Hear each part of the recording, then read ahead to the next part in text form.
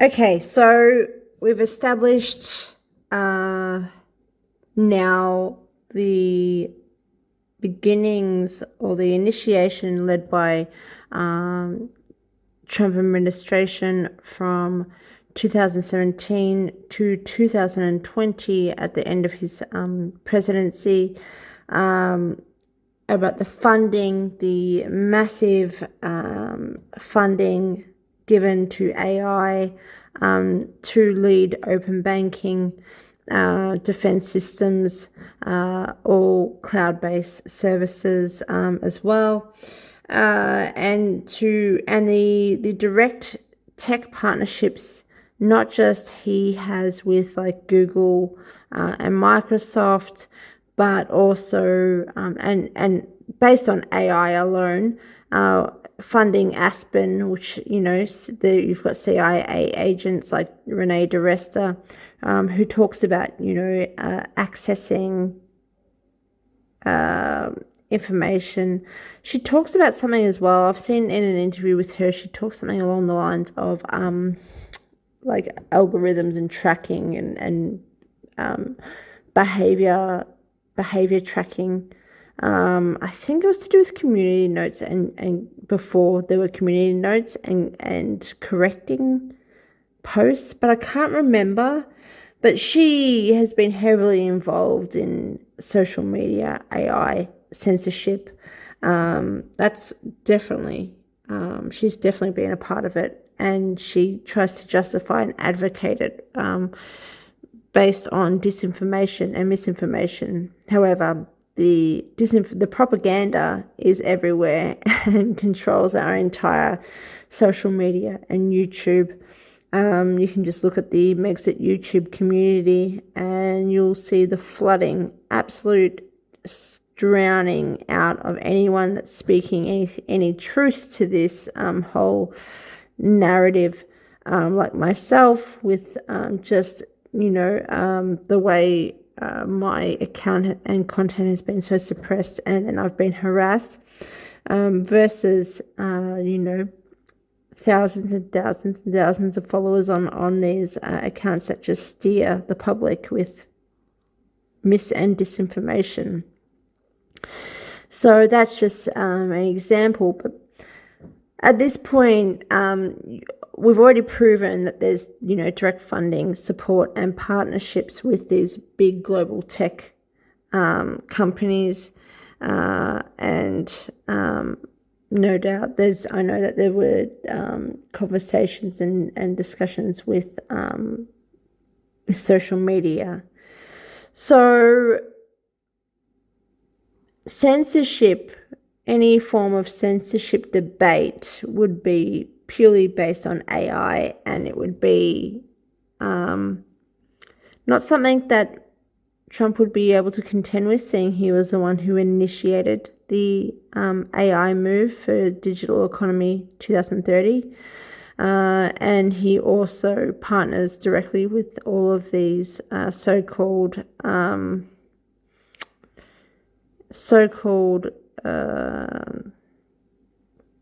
companies, tech companies, and think tanks like Aspen and Google that are meant to be against him, meant to be more under the Biden administration. So there's just this complete covering up that Trump initiated, really the full commencement of AI and open banking. It's been completely, and it was used to, I think it was used to get him back in power, to try to justify it in that way. So we're going to go through now, the years 2021 to 2024 leading up to Trump getting back in with, again, the Heritage Foundation as his administration, and another mandate for leadership policy blueprint that he works to deploy. And what has taken place in between, that also involves this whole Megxit narrative, and the Megxit YouTube community, just as a consequence of looking into this, the work of Trump and his open banking and digital economy AI work since 2017, and his continuation of that in January 2025, this month. So I'll just show you pictures here. This is the Censorship Industrial Complex, the original image that I will talk about in regards to later on. This is the version of the royal grift that was used. I copied and pasted one with added images. Is that can't be, no, I've got more. That's an article by the Heritage Foundation, a foreign policy advisor and also journalist, Niall Gardner, who's a royalist who talks about Prince Harry all the time on social media, and his mission to investigate the visa that really doesn't exist, while also being a part of Trump's administration. This guy, this royalist. Anyway. Oh, that's the tweet from the last video, or one of the tweets of Donald Trump on, that would be March 27th because of my timeline in Australia. And that is Eric Schmidt in charge of that commission, that AI commission for Trump, who was the former Google CEO, which I think he's had a conflict of interest regarding his AI investments as well. But that's something that you can look into.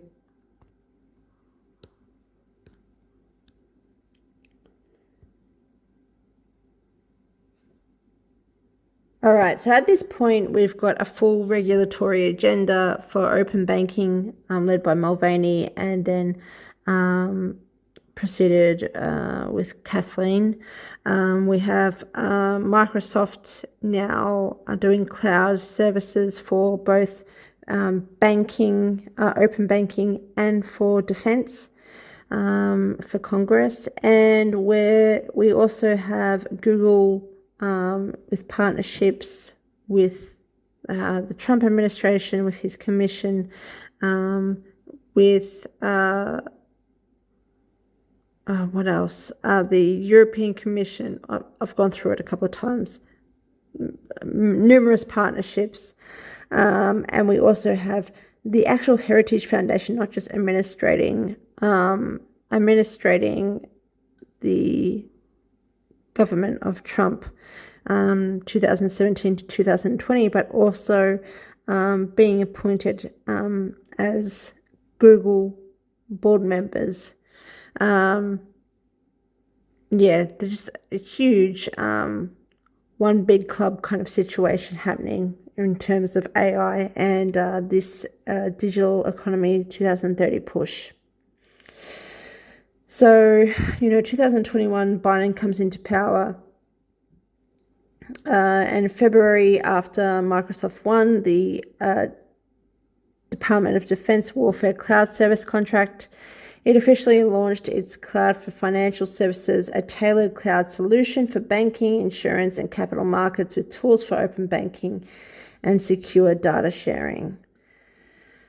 Since then, financial institutions worldwide transitioned to Microsoft's cloud services to enable open banking, citing this is alongside the fintech that they're using for digital identification, verification, and AI.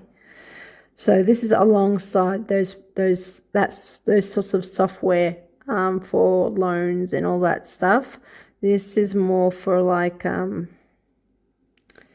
Microsoft is also being used as for data, for all kind of banking data as well. Enable open banking, citing compliance with PSD2 and other regulatory requirements.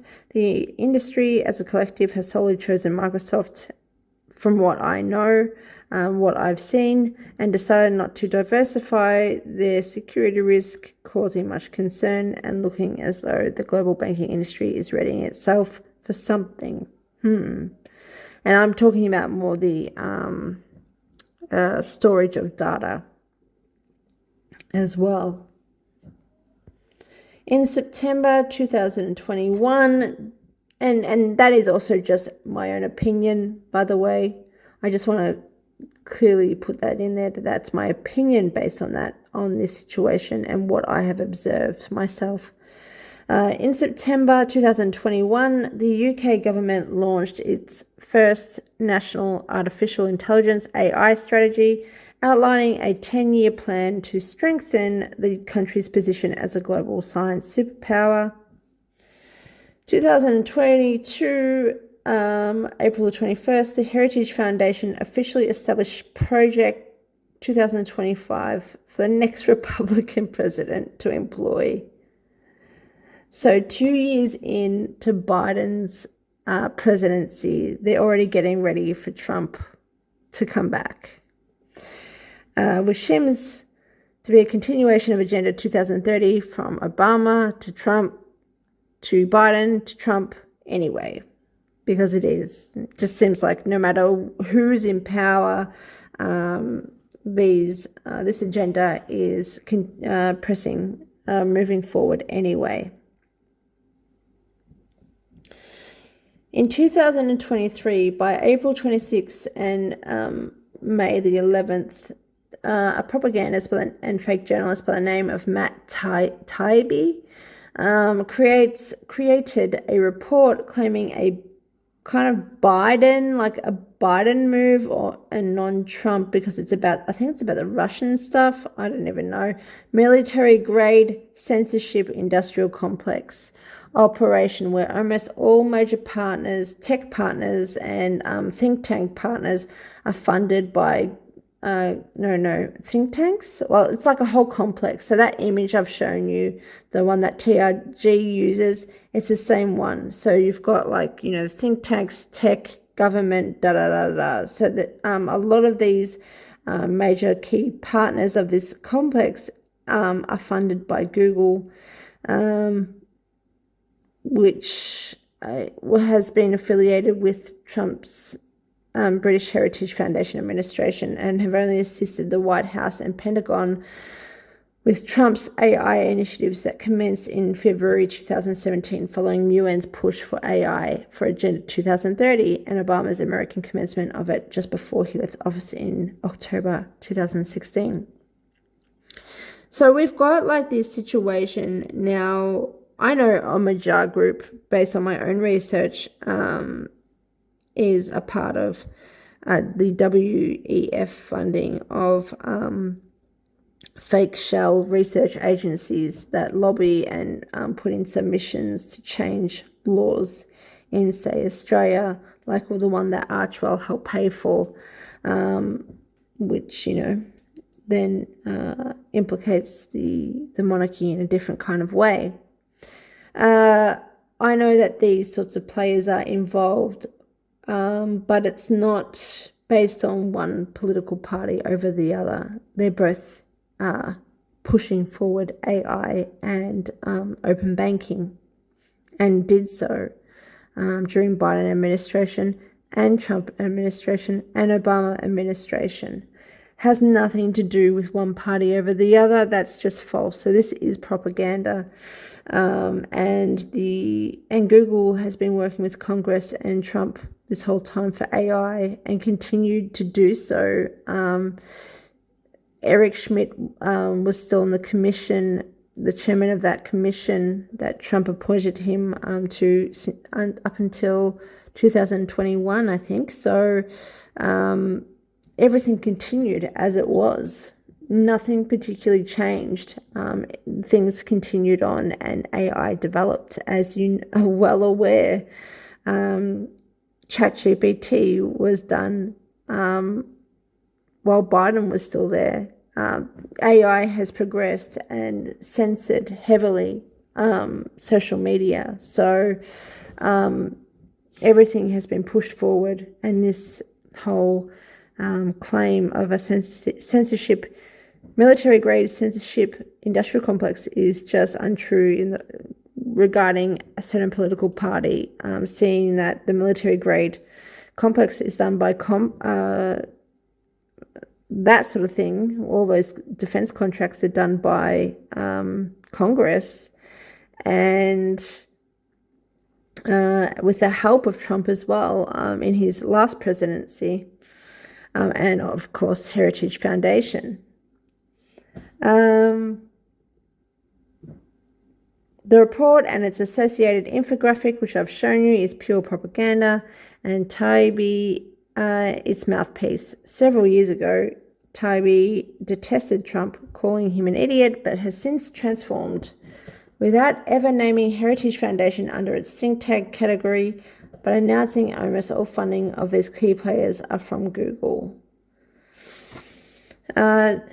So he doesn't even go back to the history of how AI was created or how there would be this censorship complex, how it was really established, because that would then implicate Trump and his administration. This is the thing that's really important, is all of this is happening under Trump's administration, and even Obama's administration commenced. So that the fact that they're not at all liable, and only Biden, the fuckwit, the whatever they're wanting to brand him as, and he's just some court jester. He was just a target. He was always going to be a target. That was what he was there for. Yeah, it's just silly. It's just really, really silly. It doesn't mean anything. This is completely meaningless bullshit. It just doesn't make any sense. And I want to point that out because it's important for you to understand this censorship industrial complex, or AI industrial complex, military grade, was already happening since, the deployment of the digital economy plan in UK in 2015, and the plan for Agenda 2030 in 2015. Now, Trump funded Aspen and CIA with Renee DiResta, also mentioned under the think tank. They've got their little logo there, but Aspen was funded by the Trump administration or whoever at the time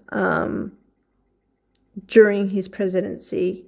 So yeah, it just doesn't really, this is all very shallow, this sort of psyop or whatever you want to call it. It's just this propaganda. You will notice this infographic, as many in this Mexican community have used it to reinforce the propaganda of a military-grade censorship industrial complex operation in support of Trump's re-election. That was only under the Biden administration, supposedly.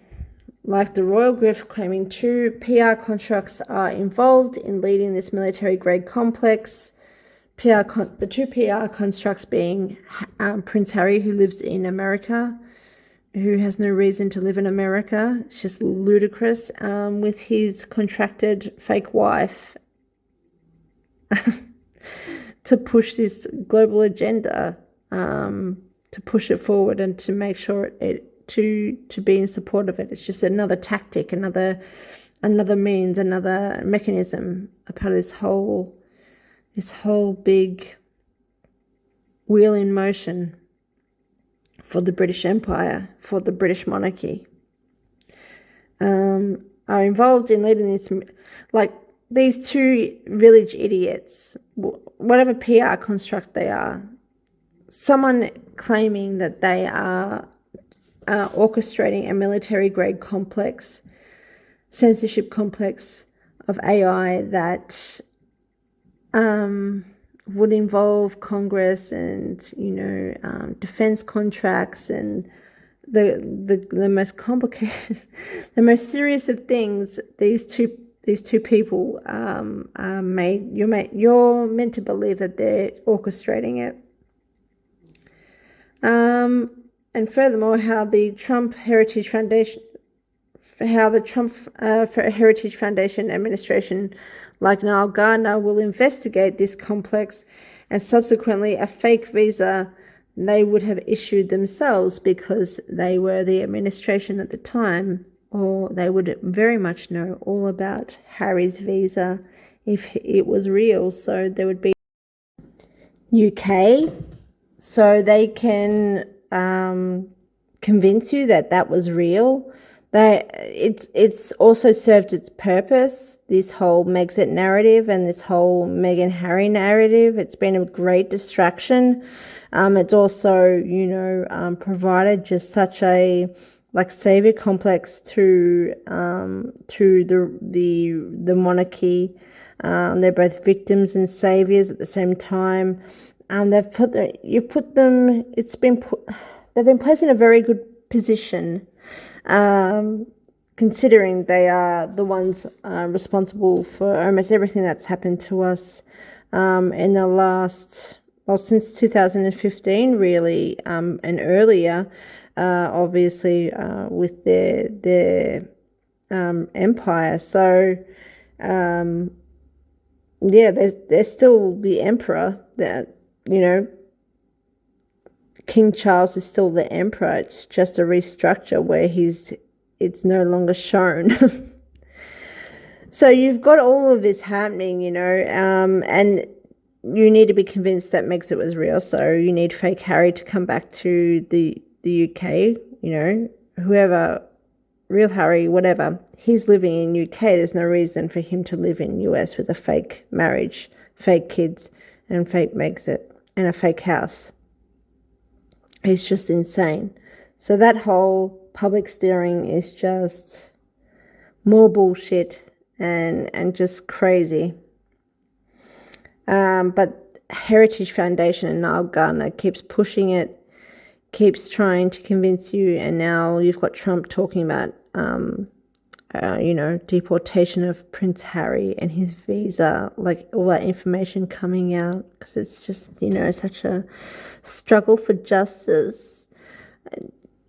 Whatever Harry's done regarding censorship, which he has done, has been done with Trump in support of each other and of the agenda of the monarchy and the British Empire. So,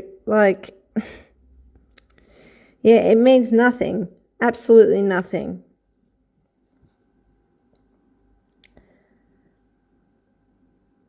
So, you've got investigating the complex. Therefore, there is nothing to investigate other than the public steering of the royal grift. And then you have a recent chat with, I've just been told by Libby, I was just told by Libby recommended me to watch this video of ORMV, Recollections May Vary, who I don't personally particularly like. She hasn't been a nice person, but that's okay. Professionally, there's not much to say. And Jam Scam, who is Australian, I've been told, by Libby. I didn't look particularly much at the video. I put it on mute and I just went through it to see the imagery, and they had the same infographic, the original infographic of Matt Taibbi, and connecting it to the Royal Grift's work, which was strange, knowing that they would actually know the original source of that work, and still carry on with this whole propaganda piece about a censorship industrial complex. Just, it's insane, this whole claim. It's just ridiculous. Presenting the original infographic and pushing this Trump psyop of censorship even further. and others like Court Watch Australia. I have never heard of it, but I saw that they had put up like an encouraging video about it. Really? Like, you're talking about court in Australia, like legal, and you're not aware, and you're promoting this kind of shit? Like, seriously, man. Just from being from one Australian to another, that's fucked. That's really fucked. Anyway, let's move on with that. Never a mention about Elon's intelligence monitoring algorithm tracked to Twitter, I might add. No mention of Trump's, Obama's, or Biden's uniparty AI campaign since 2016, and Trump's digital ID, AI, digital economy campaign, both British League of Nations or UN Agenda SDG 2030, stratagems carried out via Trump's British administration, not once but twice, from 2017 to 2020, and now 2025. So, Anyway. No mention of Heritage Foundation either, because they're meant to be the good guys investigating Harry now and seeking justice and vengeance. Just something that's completely made up. No mention of Heritage, no mention of that visa issuance during the Trump Heritage Foundation administration of 2020 either. How can there be a censorship complex against Trump if he was the one who created it? He was the one who created AI, who introduced AI into America. So how the fuck would there be any sort of censorship issue?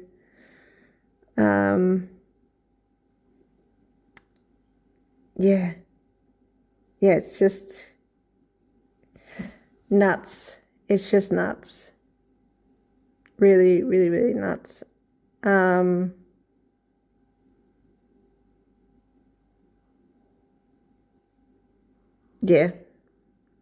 don't even know what to say.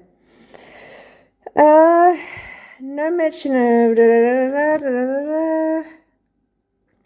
July the 21st, following British instruction that Obama and Trump had previously initiated, the Biden administration furthered the agenda and announced that leading AI companies, including Google, committed to voluntary measures aimed at ensuring the safe, secure, and transparent development of AI technology. These commitments were part of ongoing consultations between the government and the tech industry. Just showing you again, to manage AI risks. In November 2023, the UK hosted the inaugural AI Safety Summit, focusing on the risks associated with advanced AI models and establishing the AI Safety Institute to evaluate and ensure the safety of these models. 2024. As all political parties in the US are truly one big executive administration uniparty of British legislation and legislature, Biden administered the CFPB, finalizing the Personal Financial Data Rights Rule in October, establishing a regulatory framework for open banking in the US. Irrespective of who gets voted in as POTUS, Heritage Foundation, it's issued, I think, in New York Times, that Heritage Foundation states they will be appointed the administration of the president, whichever president that will be, to implement their Project 2025 that was established in 2022. So April 2022, remember? That was established back then, halfway into Biden's admin. Trump gets in, his admin becomes Heritage Foundation for the second time. In December 2024, then President-elect Trump suggested that Canada considered becoming the 51st US state. He referred to Trudeau as Governor Trudeau of the great state of Canada and expressed a desire to continue discussions on tariffs and trade. He does not mention, or he failed to mention, his USMCA deal of Canada, US, Mexico, signed on November 30th, 2018, because that would look a little too suspicious, a little too questionable in relation to him being elected a second time to continue this trade agreement and to continue Heritage Foundation's and the British Empire's work and policies. 2025, so now this month, by January the 7th, 2025, during a press conference at his Mar-a-Lago resort in Florida, Trump emphasized that he would employ economic force rather than military action to encourage Canada to join the US. He argued, which is what, the trade agreement in 2018? He argued that such a merger would enhance national security and reduce US expenditures on border protection. On January 13th, Prime Minister of UK, Keir Starmer, announced the AI Opportunities Action Plan, a comprehensive strategy to integrate AI across various sectors in the UK, aiming to position the nation as a leading AI superpower. Insane. So they pretty much made sure that the US led AI while they were leading open banking, and then they kind of crossed over and exchanged.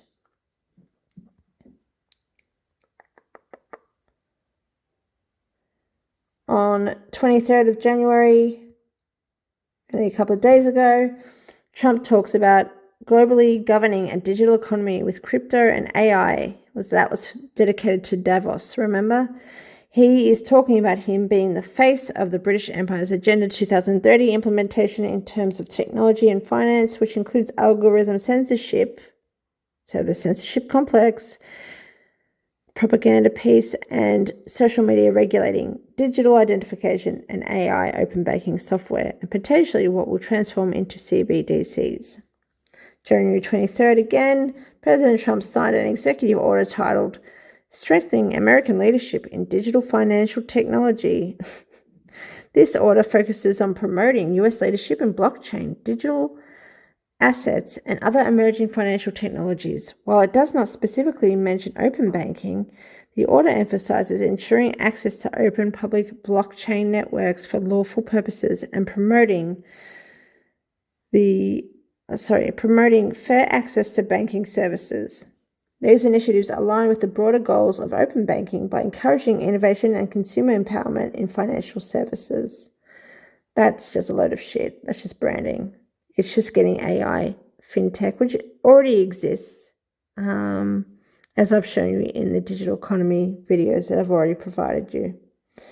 The lies that have been presented to you are not just intentionally negligent, that is meant to say intentionally negligent and deceptive, they are dangerous.